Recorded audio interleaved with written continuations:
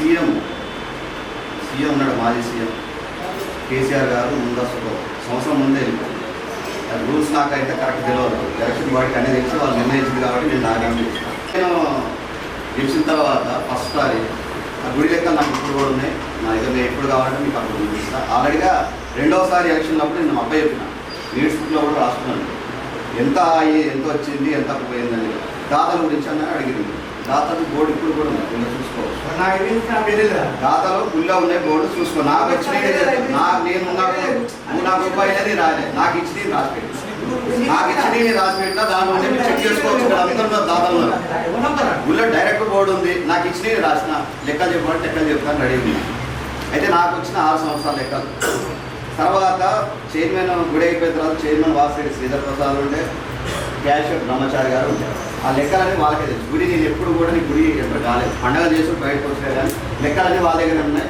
వాళ్ళు మరి తర్వాత మీకు చూపించడో లేదా అంటే తెలియదు, ఎందుకంటే రెండో ఎలక్షన్ అప్పుడు మీరు చూపించడో లేదా అంటే తెలియదు, ప్రతిసారి చూపించుకుంటూ వస్తున్నాం.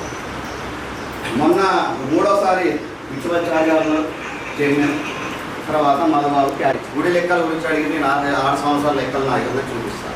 అంతకుముందు గతంలో 9 సంవత్సరాలు చేసి రాములు గారు ఆ లెక్కలు కూడా కావాలి. బుక్లా నేను కూడా ఇచ్చిన ప్రతిసారి మీటింగ్లో ఈ బుక్ లెక్కలు అన్ని అప్డేట్ నా దగ్గర ఉన్నాయి మొత్తం.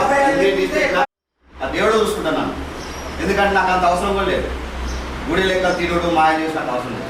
ప్రతి నెల 7,000 రూపాయలు నేను అప్లై చేస్తున్నాను తెలియాలి అందరికీ. గుడికి దీపావళి అయితే నెలకి 30 నుంచి 40,000 ఖర్చు వస్తుంది. నెలకి 7,000 రూపాయలు డైరెక్ట్గా బ్రహ్మచారి తీసుకోబోతుంది. ఒకసారి అని చెప్పాను. 3 ఎన్ని సంవత్సరాలు తీసుకున్నాను? ముందు గ్రానైట్ ఒకటి, తర్వాత ఇంకో వేరే వస్తువులు ఉన్నాయి అన్ని కొంచెం రాసుకున్న వేరే లెక్క చెప్పిన సౌండ్ బాక్స్ ఒకటి ఇంకోటి కొన్ని అక్కడ మన దాతలు ఇచ్చి మీకు నేను కాకుండా వేరే దాతలు ఇచ్చి మీ లెక్క దగ్గరనే ఉంటాయి లెక్క. ఎందుకంటే ఆయన చైర్మన్ ఆయన కాబట్టి గుడి చైర్మన్ ఆయన దగ్గర లెక్క ఉంది. క్లారిటీ కావాలి గుడి లెక్కలు అని క్లారిటీ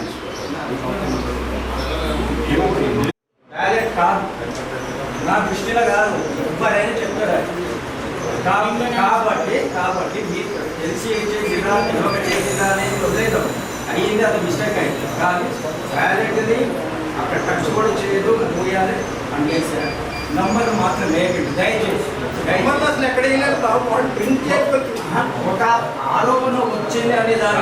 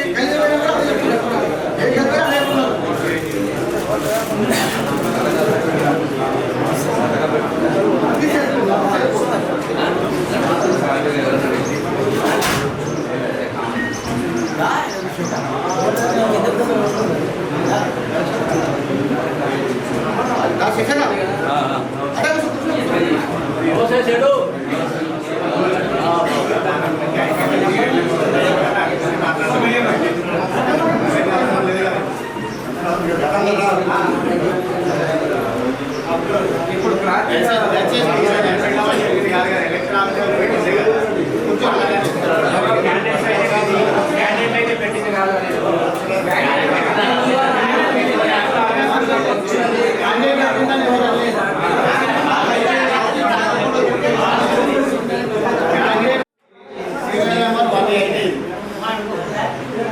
సీరియల్ నెంబర్ వచ్చేసి 180 బ్యాలెట్ పేపర్. ఈ పేపర్ ఎవరికి ఇచ్చిండ్రు అనేది ఈ బుక్లో ఎంటర్ చేసి 180 నెంబరు ఇలా ఓటర్ లిస్ట్ ఎవరిది 180 అశోక్ కుమార్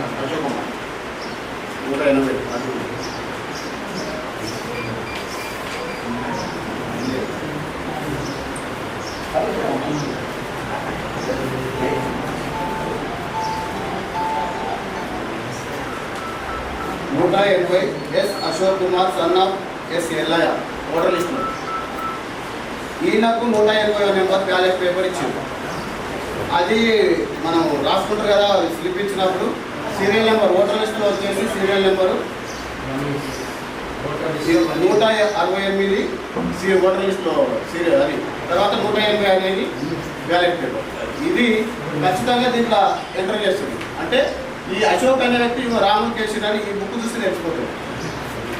ఈ బుక్ చూసి ఆ ఓటర్ లిస్ట్ చూస్తే దీంట్లో తెలిసిపోతుంది ఎవరికి వేసారు, ఏ వ్యక్తి ఎవరికి వేసారు. అంటే దీన్ని ఎలక్షన్ అంటారా? ఇది ఎలక్షన్ సమంజసమేనా? గతంలో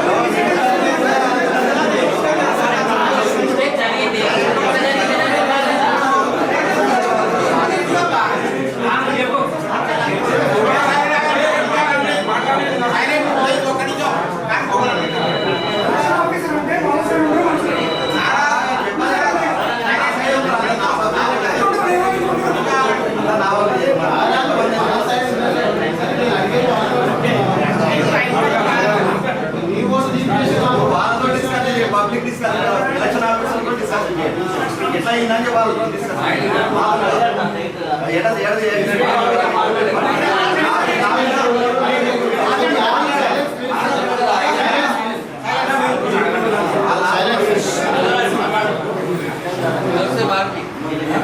ఇది దీన్ని ఈ ప్రక్రియను ఎలక్షన్ బ్యాలెట్ పేపర్ ఎవరు ఒక ఎలక్షన్ ఇది ఇట్లా ఇంత అంటే ఓపెన్ సీక్రెట్ అన్నమాట. ఎవరికి వేసింది అనేది తర్వాత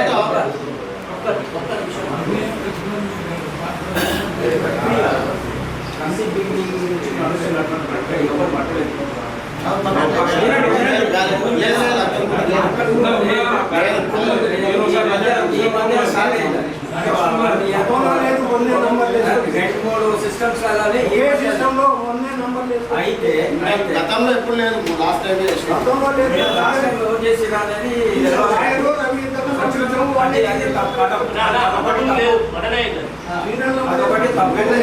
మొన్న అయింది నిన్న అయిందని ఇప్పుడు 3 సార్లు ఓడిపోయారు కదా మీరు. ఈ డౌట్ క్లారిటీ చేయండి.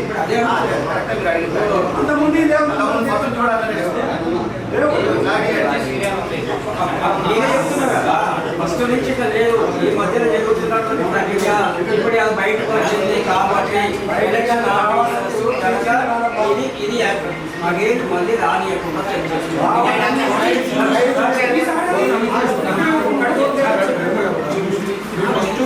పెన్నుతో రాశారన్న పెన్నుతో కాదు, ఎందుకో గీత ఉందో పెన్నుతో నెంబర్ ఎక్కడ నేను చెప్తున్నా నెక్స్ట్ ఇది నెంబర్ ఏమైనా చెప్పచ్చు కాదు పెన్ను కొట్టించుకోవచ్చు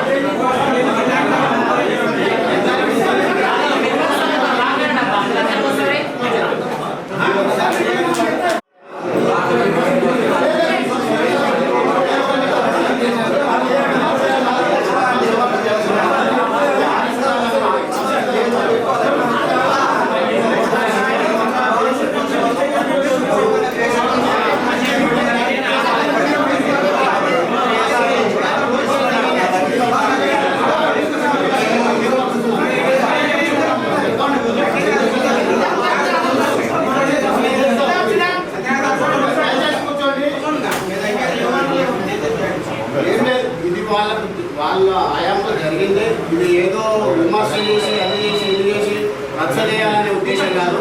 క్లియర్గా ఈ సిస్టమ్ జరిగింది. నెక్స్ట్ ఇది జరగకుండా ఇట్లాంటివి జరగకుండా అయితే ఎలక్షన్ ఇప్పుడు కూడా నేను ఉంటే ప్రూఫ్ నిరూపించడం కులదోవడం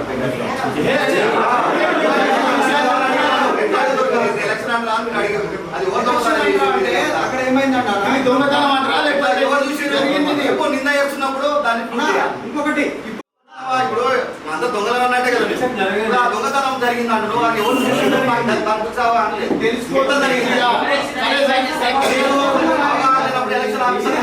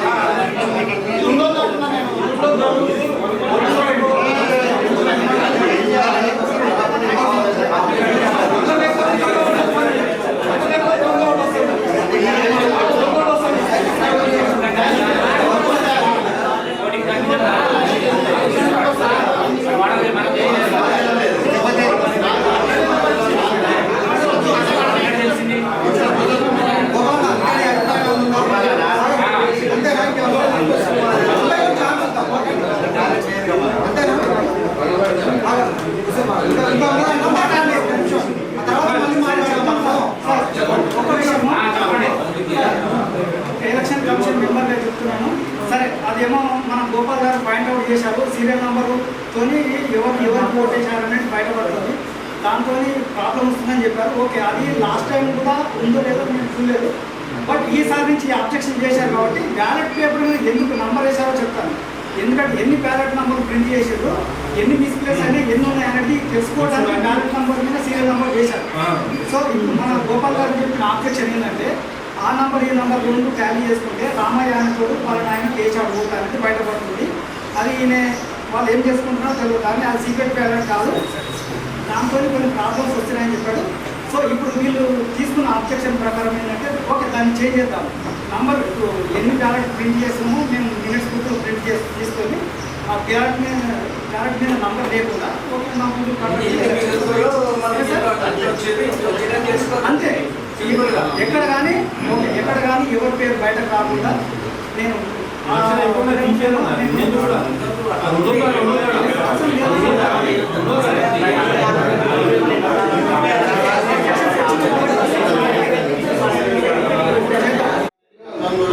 మనకు జరిగిందని అది ఓకే. దాన్ని మాత్రం ఈసారి లేకుండా వ్యాలిడ్ పేపర్స్ మొత్తం ఎన్ని ఊరుతున్నాయో ఆ ప్రకారంగా మాన్యువల్గా 100 లెక్క పెట్టి ఎన్ని ఊరుతున్నాయో అది బ్యాలెట్ టేబుల్ మీద పెట్టి ఓటింగ్ స్టార్ట్ చేద్దాం. ఆ ప్రక్రియను తీసుకొస్తున్నా. నెక్స్ట్ ఈసారి అట్లాంటివి జరగకుండా ఓటర్లకు కూడా ఏ భయం లేకుండా ఎలాంటి ఇబ్బంది లేకుండా ఓటింగ్ అనేది మనం బ్యాలెట్ పెట్టినాక ఇంకా మళ్ళీ నెంబర్లు పెట్టి ఎవరు కేసులు అనేది ఇవన్నీ తెలియడం వల్ల భయాందోళనకు గురవుతారు. తర్వాత ఎవరు విమర్శలు నెక్స్ట్ నువ్వు నాకేలేదు తెలిసిపోతున్నా. సరే మరి చూసిరా చూడలేదా అనేది నేను అనట్లేదు. తర్వాత గెలిచిన వాళ్ళ ఆధీనంలోనే ఉంటుంది. ఏదైనా ప్రక్రియ కానీ ఏదైనా కానీ మంచి చెడు అవన్నీ వాళ్ళ ఆధీనంలో ఉంటాయి. కాబట్టి దయచేసి ఎవరైనా తెలియదు వాళ్ళ ఆధీనంలో ఉంటే వాళ్ళకి తెలిసిపోతుంది. సో ఇట్లాంటి జరగకుండా ఎవరు ఓడినా తెలిసినా వెంబటే ఎలక్షన్ ఆఫీసర్ల బాధ్యత అది బయటనే తీసుకొచ్చి ఆ బ్యాలెట్ పేపర్ కాల్చి బ్యాలెట్ పేపర్ నెంబర్ మాత్రం ఉండకూడదు. అది జ్ఞానంగా లెక్క పెట్టుకున్నాం సార్. ఎన్ని ఓట్లు ఉంటాయని జెండా స్టార్ట్ చేద్దాం. ఇది అందరూ కూడా గమనించాలి. ఇట్లాంటివి మళ్ళీ పునరావసరం కాకుండా చేయాలనేది నా ఆలోచన. దీని మీద ఏదో విమర్శలు చేసి అడిగారు ప్రక్రియ ఇట్లా జరిగింది పద్ధతి మార్చుకోవాలని చెప్పేసి నేను బ్యాకప్ చేయడం జరిగింది. ఇంకోటి మొబైల్ కూడా ఖచ్చితంగా ఎంట్రీ చేయొద్దు అనేది నా ఉద్దేశం. గత ఎప్పటి నుంచో అనుకున్నాం కానీ ఆచరణ జరగట్లేదు.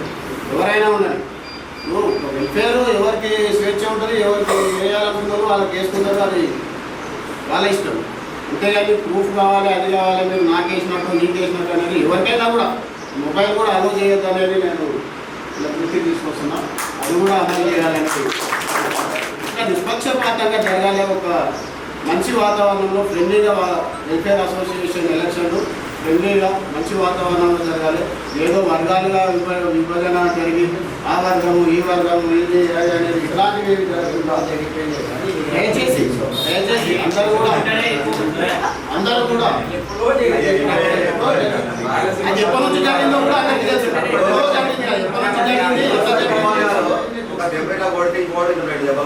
ఓకే ఓపెన్ గా చెప్పాలంటే మన ఖాళీలో శుభకార్యాలు కూడా ఎవరు పిలుచుకోలేని పరిస్థితి ఖాళీలో నెలకొన్నది. అది ఎంతవరకు కరెక్ట్ ఇవి కూడా ఇట్లాంటివన్నీ కూడా వర్గాల కట్టడం కరెక్ట్ కాదు. ఇవన్నీ గమనించాలి. అదే అదే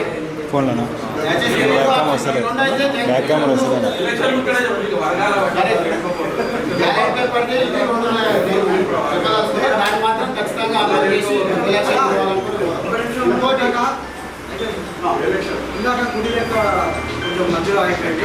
మనకు నెలకు వచ్చేసి అందులో జీతం వచ్చేసి 18,000 అన్న. మన గుళ్ళో పూలకి 3,000 రూపాయలు అవుతున్నాయి.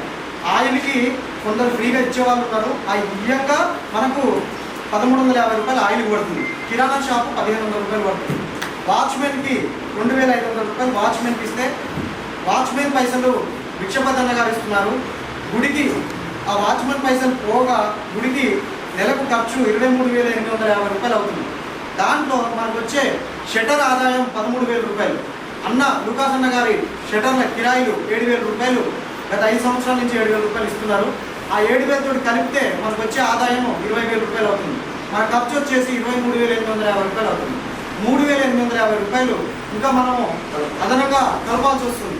అదనంగా కలిపినాయి మన శ్రీరామనవమితో లేకపోతే వినాయక చవితితో బోనాలపై మన పైసలు మిగులుతుంది దాంట్లో తీసుకోవడమా, లేకపోతే ఎవరన్నా దాతలు బర్త్డేలు అదో ఇదో అయితే ఎవరైనా ఇస్తేనేమో దాంట్లో తీసుకోవడమా, అట్లా కూడా సరిపోక ఇట్లాంటి పండుగలు జరిగినప్పుడు మాత్రం దాంట్లో నుంచి పైసలు తీసుకోవడం జరుగుతుంది. ఇప్పటివరకు అయితే దీంట్లో అర్థలేదు. 3,850 రూపాయలు మనకు అదనంగా ఖర్చు. 50 రూపాయలు అర్థలేదు. ఉండిలా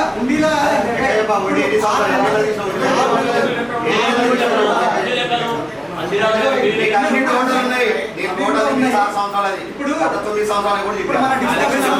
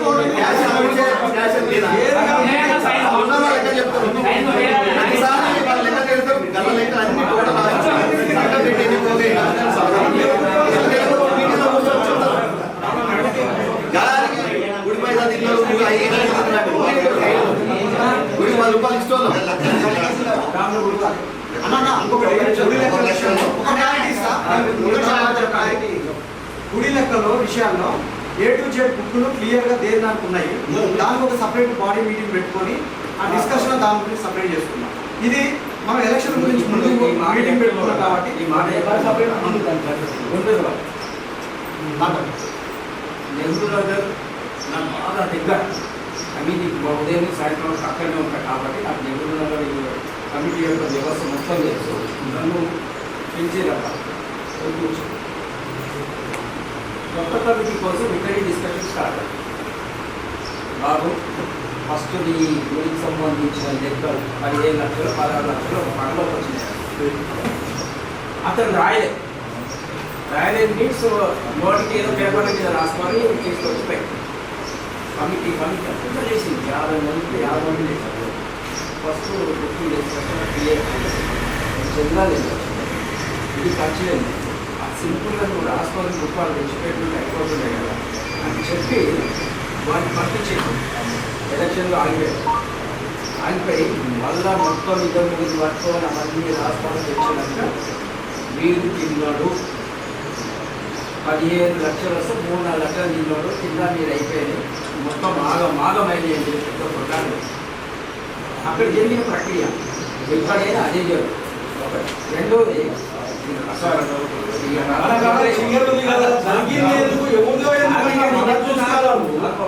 అంతకుముందు ఎందుకు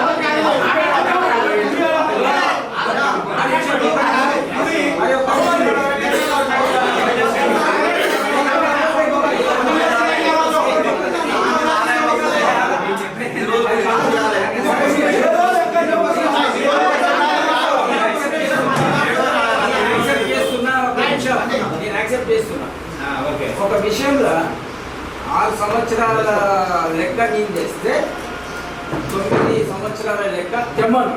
ఆ 9 సంవత్సరాలు కూడా జనరల్ సెక్రటరీ ఏనుకోవడం. అవును నేనున్నా 9 సంవత్సరాలు లేను. మీకు తెలియదా? 9 సంవత్సరాలు లేను. 3 పైన 7 సంవత్సరాలు క్యాషర్ నేను కాదు, జనరల్ సెక్రటరీ నేను. ఆయన ఏ పనులు చేసిండో ఏం చేసిండో నేను కూడా ఉన్నా. నాది లెక్క చూపించమంటే నా దగ్గర గోపాల్ లెక్క చూపిస్తాడు. క్యాషర్ ఆయనే. అంతకుముందు శ్రీధర్ ఉన్నాడు, గోపాల్ ఉన్నాడు. వాళ్ళిద్దరు చూపిస్తాడు. జనరల్ సెక్రటరీ లెక్క నాకు చూపిస్తా అంటున్నా. నేను తప్పకుండా ఇప్పుడు కానీ మొత్తం గుడికి ఎన్నికట్టావు ఎన్ని పోయి మొత్తం ఉన్నాయి. చాలా ముందు ఉన్నాయి కూడా మాకు చూపించాడు. ప్రతి 2 సంవత్సరాలు మీటింగ్ పెడుతున్నాం. మీటింగ్ ఇస్తున్నాం. మళ్ళా తర్వాత 6 సంవత్సరాలు ఏమైంది చూపిస్తాను అడుగుతున్నాం. ఇన్ని పైసలు మేము వేసుకోవడానికి మాకేం కర్మ పట్టింది? నెల కూర్చోండి. 1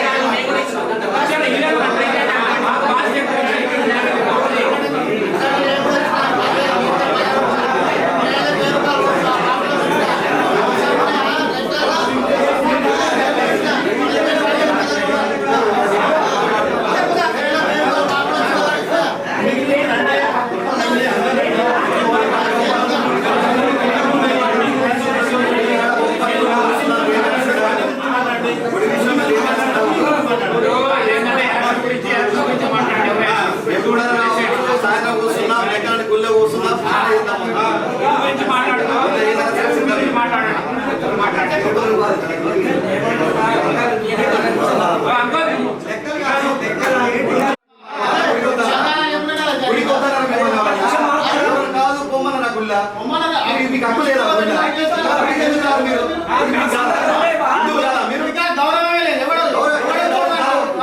నేను వచ్చి ఎలబట్టింది ఎవరన్నా చెప్పకపోతే నేను ఎలబట్టినా మా కమిటీ ఎలబట్టిందా మీకు గుడి గురించి గుడి లేక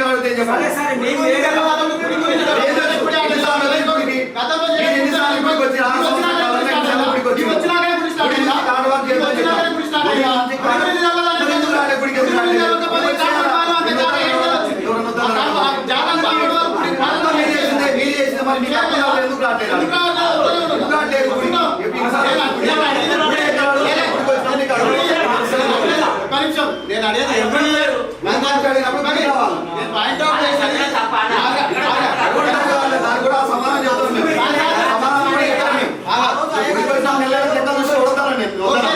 నేను అడిగేది ఎవ్రీ ఇయర్ పోయిరా ఏం నడుస్తుంది దూపదీప నైవేద్యం నడుస్తున్నాయా ఏం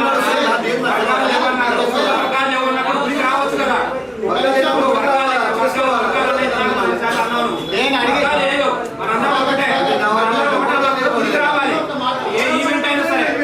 చేస్తాడు చూస్తుంటే నేను అడిగేది ప్రతి నెల చేస్తాడు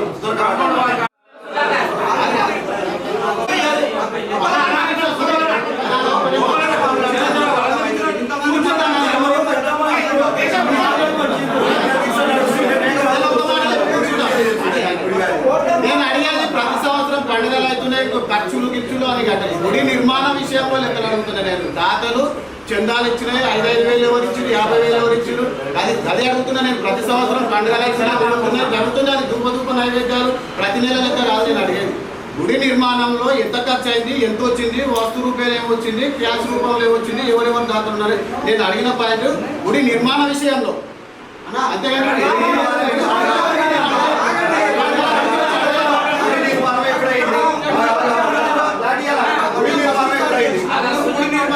నిర్మాణం ఎప్పుడైంది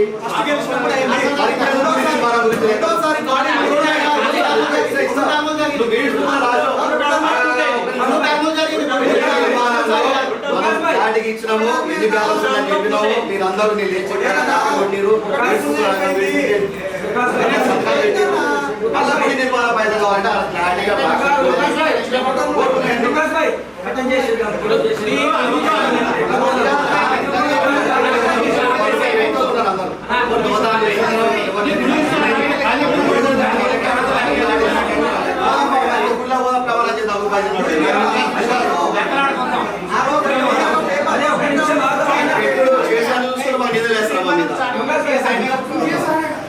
పైసలు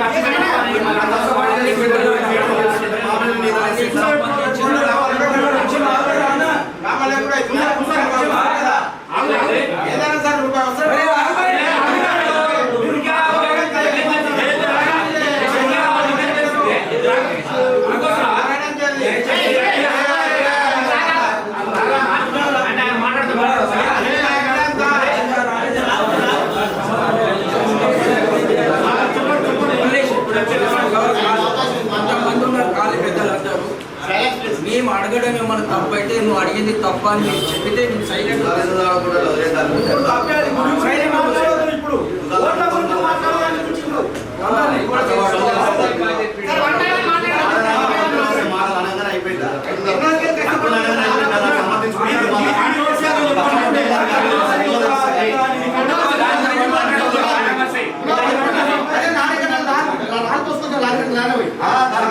కష్టపడడం తెలుస్తుంది ప్రతిష్టాపన మేకపోతలు చూసుకునేవాడు ప్రతిష్ట నడుస్తుంది మేకపోతలు చూసుకున్నా నువ్వు అరేంజ్గా మాట్లాడు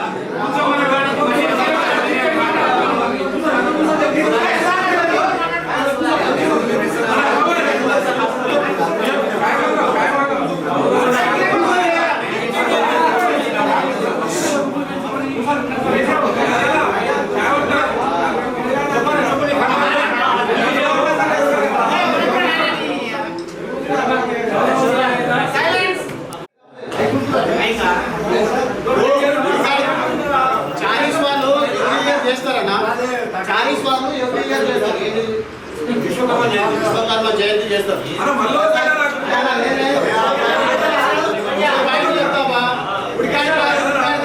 చెప్పాలి కదా రావాలన్నా? వాళ్ళ ఆహ్వానం మేరకు నేను అది వెళ్ళా. రావద్దు. అరే కేశవ్ ఆ చాలీస్ వాళ్ళు ఎవ్రీ ఇయర్ జయంతి చేస్తారు. గత 4-5 నుంచి పోతున్నాం. లాస్ట్ ఇయర్ ఏమైంది, వాళ్ళు లాస్ట్ ఇయర్ అయితే అంతకుముందు వాళ్ళ ఆహ్వానం మేరకు నేను పోయినా. వాళ్ళు మైక్ పట్టుకొని పిలిచిరు స్టేజ్ మీదకి.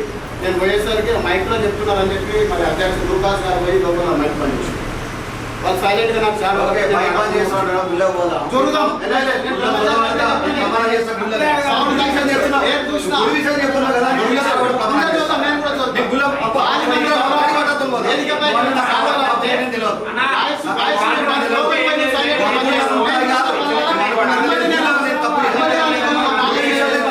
మైక్ ఆన్ చేసినావు ఏ పని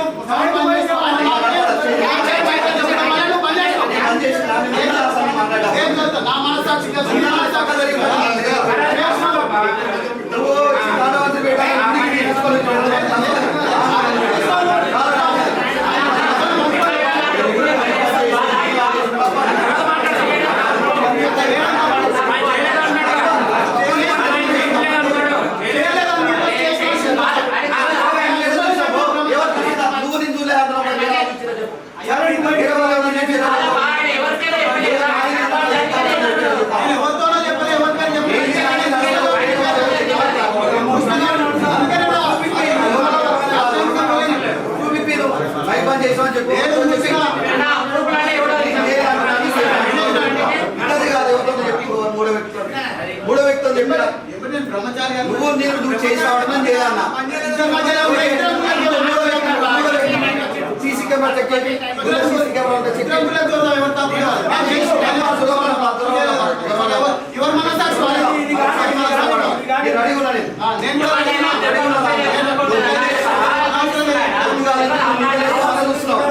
ఇందరు వేస్తూనే ఉన్నావు పొద్దుగా నుంచి మార్నింగ్ ఓటు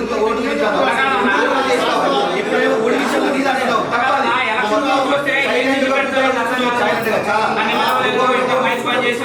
తప్పది ఓటు గురించి అడిగినావు గుడి లెక్కలు అడిగినావు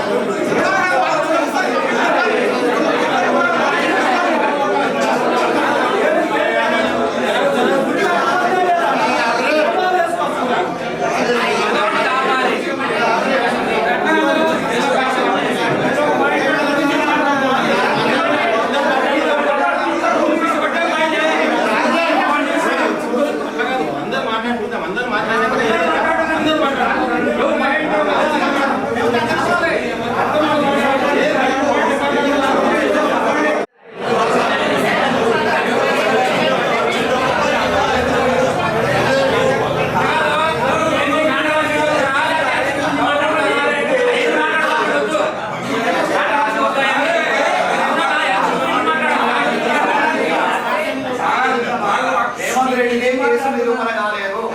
కేసు నిరూపణ కాదు. ఎలక్షన్ కేసు నిరూపణ సార్. కేసు వేడి ఓకే. జైలు వేడి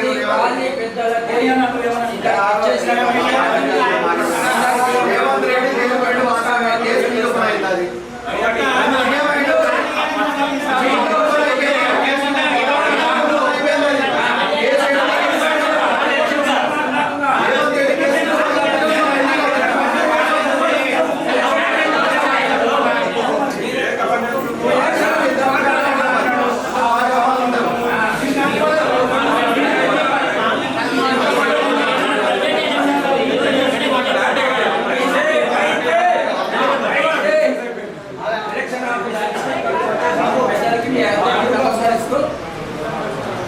ప్రారంభం నుంచి ఎలక్షన్స్ అంటే చేతులు లేకుతూ ఎవరో ఒక పిల్లలు ఉండాలనే లెక్క మీద చేతుల మీద నడిచినటువంటి సాంప్రదాయం ఒకసారి పెద్దలు నన్ను పిలిచి ఉండిపోయి అంటే నాకు ఏం లేదన్నా రాలేదు. అప్పటికి నేను యూత్ వింగ్లో పవర్ఫుల్ ఉన్నా దీన్ని కాపాడే వ్యవస్థలో చాలా పెద్ద ఇష్యూ చేసినాం.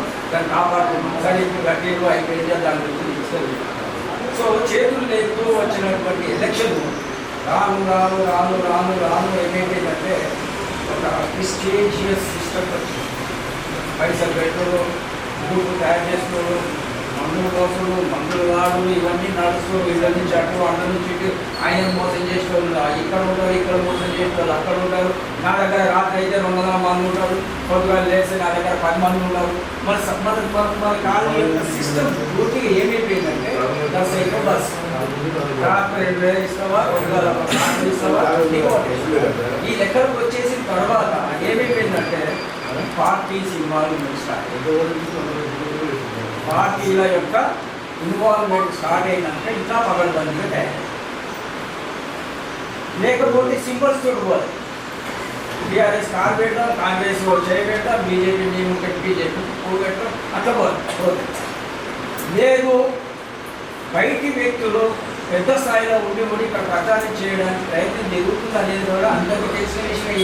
ఇది నేను చెప్తే మీకు తెలిసింది కాదు. వాళ్ళు కూడా వచ్చి ప్రచారం చేయడానికి ఇంటికి తిరుగుతున్నారు. అంటే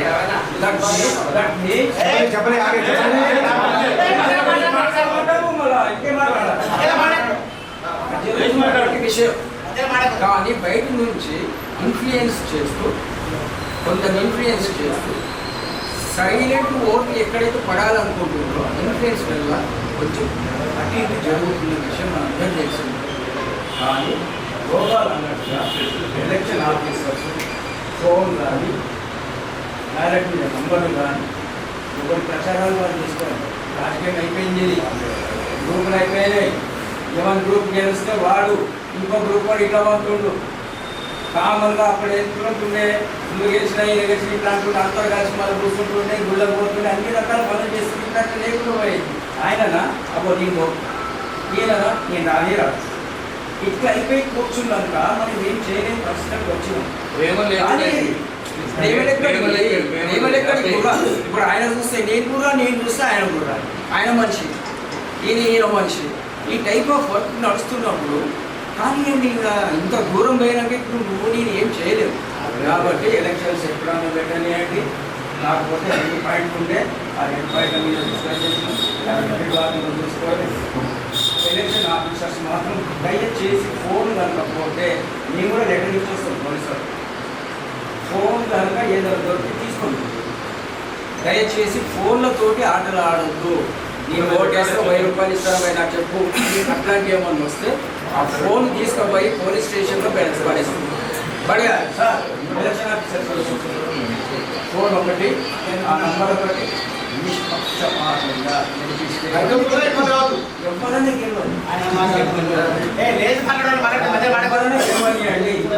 నేను ఎలక్షన్స్ ఎప్పుడు పెడతారు, ఏం జరుగుతుంది దాన్ని నేను మాట్లాడాను.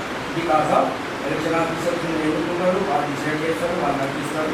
ఓట్ వేసేటోళ్ళు మనమే మంచి చోటు చూసుకొని ఎవరికి వేస్తే బాగుంటుందో మీరు ఆలోచించుకొని చేసే ప్రక్రియ. గెలిచేటోళ్ళు గెలుస్తారు, ఓడేటోళ్ళు ఓడుతాడు, నలుగురు నిలబడితే ఒకడే గెలుస్తాం, ముగ్గురు ఓడుతారు. దయచేసి ఒకటి మాత్రం గమనించాలి. కాలి పెద్దలు కూడా అన్ని రకాలుగా గమనిస్తూ ఎవరు ఏంటి అనే దాని మీద మీకు ఆల్రెడీ క్లియర్గా క్లారిటీ ఉంటుంది. మీరు ఎవరు చేస్తారో ఏం చేస్తారో ఇందులో ఉంటుంది. కాబట్టి దయచేసి ఎలక్షన్ ఆఫీసర్స్కి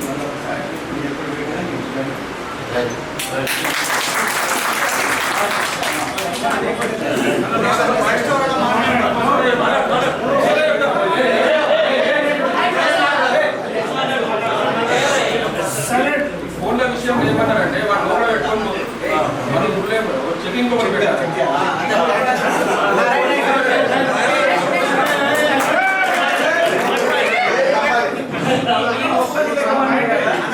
ఎవరైతే క్యాండిడేట్ ఉన్నాడో ఒకరు క్యాండిడేట్ ఎవరైతే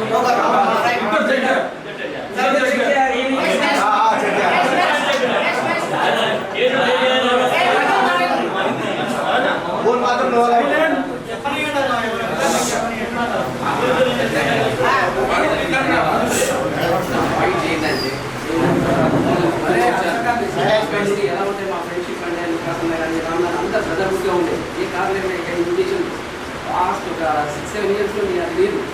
ఏంటి అంటే ఇప్పుడు నాకు ఒక అర్థం అనిపిస్తున్నది ఇంకా అంటే తెలిసిన వాళ్ళు రాజ్యం మీద ఓడిలో ఇంకా అది కామన్ మ్యాన్ అడుగుతున్నా. అది కామన్ మ్యాన్ ఎందుకు అయింది వ్యవస్థ మారాలి. ఇంకొకటి సార్ గౌరవ ఎన్ని సంవత్సరాలు ఎలక్షన్స్ అయిపోయినాయి 40లో 50లో 30 వాట్ ఎవర్ ఇచ్చారు. ఎందుకంటే వీళ్ళిద్దరే కాంటాక్ట్ చేయాలి సొసైటీ బయటికి రాదా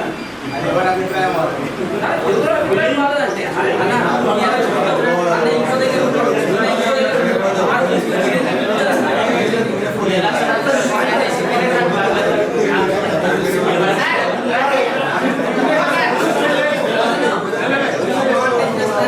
నీలో వ్యక్తిత్వం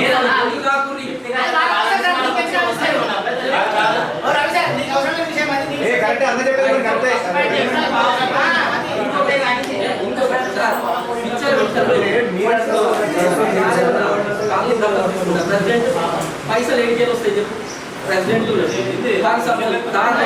నేనే యాడికేలు వస్తాయి పైసలు ఏడికేలు వస్తాయి చెప్పు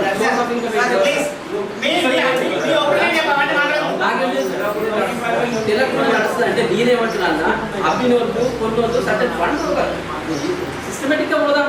అరే నాకు తెలుసు ఒక ప్లాట్ అమ్మాలంటే ఎంతో కష్టపడితే కాదు వాళ్ళు లక్ష తీసుకున్న దాంట్లో 5,000 మాకి వచ్చినప్పుడు కొత్తలు అది ఒక రూల్ పెట్టుకోండి సిస్టమేటిక్గా పోదాం.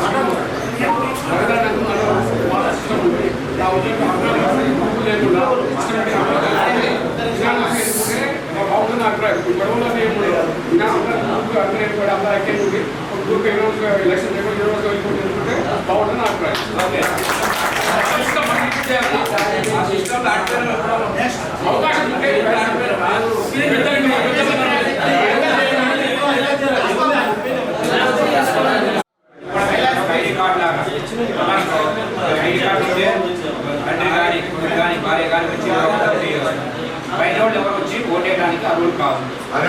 ఎందుకంటే గుర్తు చేయాలి కదా ఉంది నాకు కూడా తెలుసు అది ఐడి కార్డు అనేది ఒకటి పెట్టామనుకోండి మీరు ఉన్నాడు కృష్ణ లేదా నాది సంథింగ్ నా కొడుకు వస్తాడు లేదా నేను వస్తాను నా భార్య వస్తాను అంతే. బయట వాళ్ళు ఎవరు రావడానికి లేదు. ఇంకా ఇప్పుడు కొన్ని జరిగినాయి కాబట్టి చెబుతున్నాను నేను అది అదొకటి నేను రికార్డ్ చేస్తున్నా.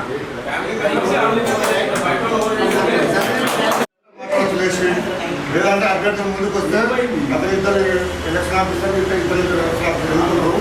అప్పుడు ఎవరు పోటీ చేశారు ముందుకు వచ్చినంతనే అభ్యర్థులు ఎలక్షన్ ఆఫీసర్లు ఎన్నుకుంటారు.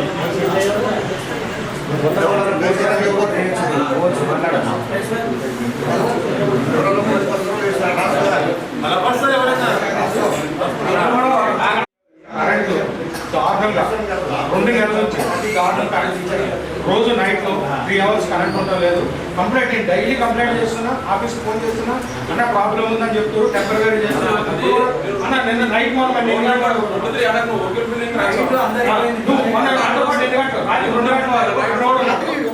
అది కూడా కంటిన్యూస్ నువ్వు కూడా వచ్చి మళ్ళీ అదే ప్రాబ్లం మార్చలేరా అన్న చెప్తున్నారు ఫ్యాన్లు కూడా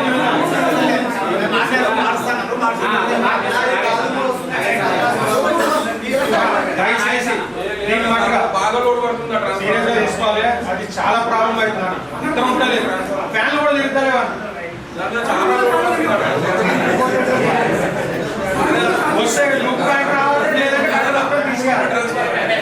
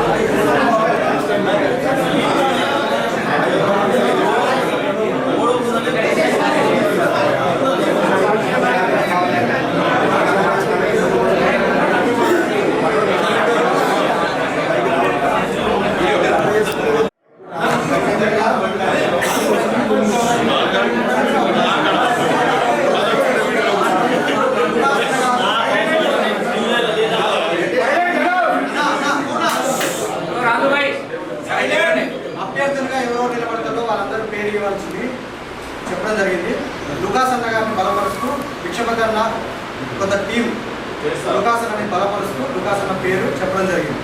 ఇంకా అభ్యర్థులు ఎవరైనా ఉంటే వాళ్ళు పేరు చెప్తే నెక్స్ట్ ప్రాసెస్ చేద్దాం.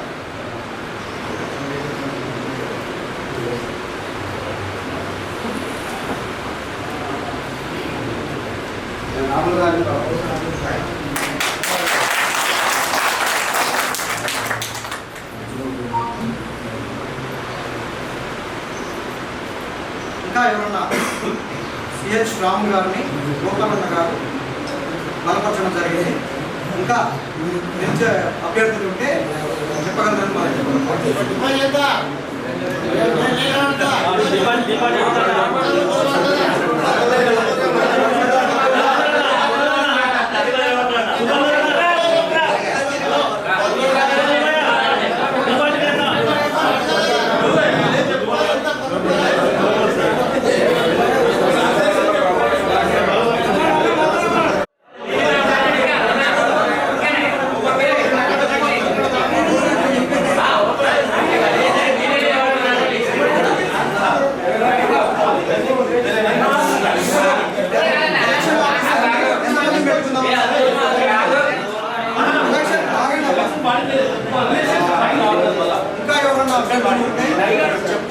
ఒకటి. రెండోది, ఎలక్షన్ ఆఫీసర్లని ఒక్కొక్కరు ఎంతెంత మంది పెట్టుకోవాలి. ఇప్పటి వరకు ఉన్న పాత ఎలక్షన్ ఆఫీసర్లు ఇప్పటి వరకు ఈ రోజు తోటి వాళ్ళది అయిపోయింది.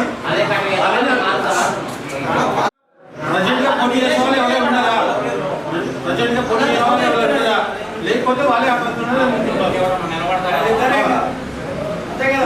చెప్పండి. మీకు నచ్చిన అభ్యర్థులు పేరు చెప్పండి.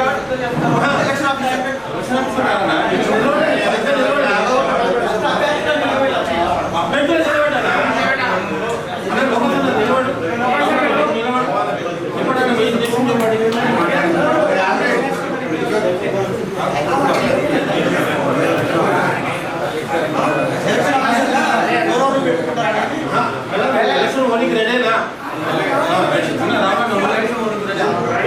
ఇప్పుడు మీరు చెప్పండి, ఎలక్షన్ ఆఫీసర్ ఎన్నుకున్నామా వద్దా?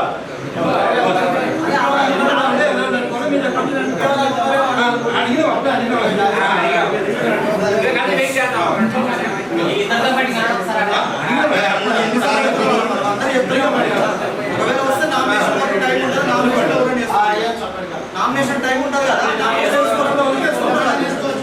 ఇదే ఆఫీసర్ కంటిన్యూ అవుతారు అంతే.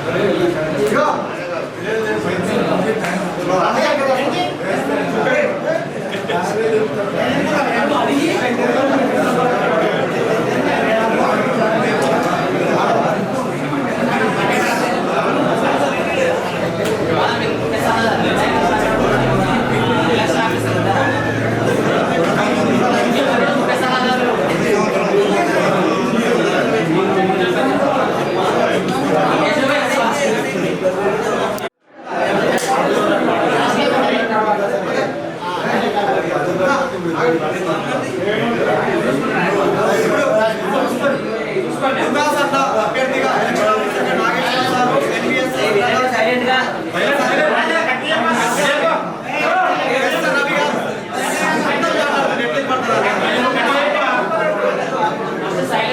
సైలెన్స్ కొంచెం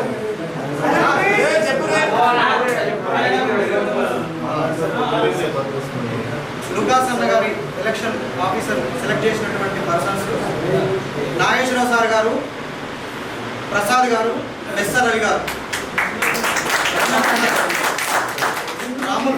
రాములు గారు సెలెక్ట్ చేసిన ఎలక్షన్ ఆఫీసర్ రాజారాం గారు, సత్యనారాయణ గారు. గత ఎలక్షన్లో కూడా వీళ్ళే ఎలక్షన్ ఆఫీసర్గా ఉన్నారు. సేమ్ టీమ్ తోటి ఇప్పుడు మళ్ళీ కంటిన్యూ అవుతుంది.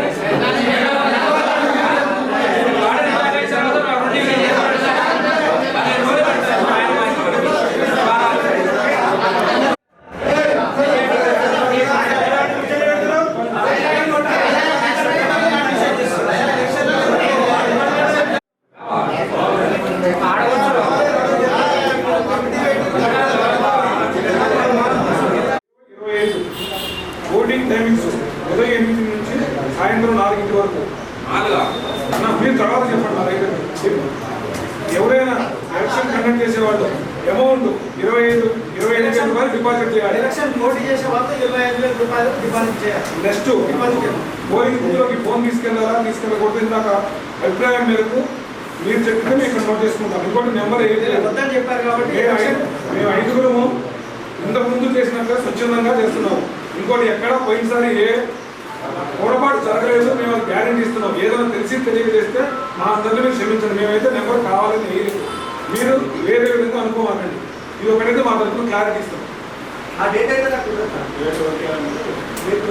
Election data nomination data June 1వ తారీఖు కుదరదు. ఎప్పుడు నాకు జూన్ 20 తారీఖులా? జూలై 6 తారీఖు జూలై అంటే లాంగ్ అయిపోతుంది.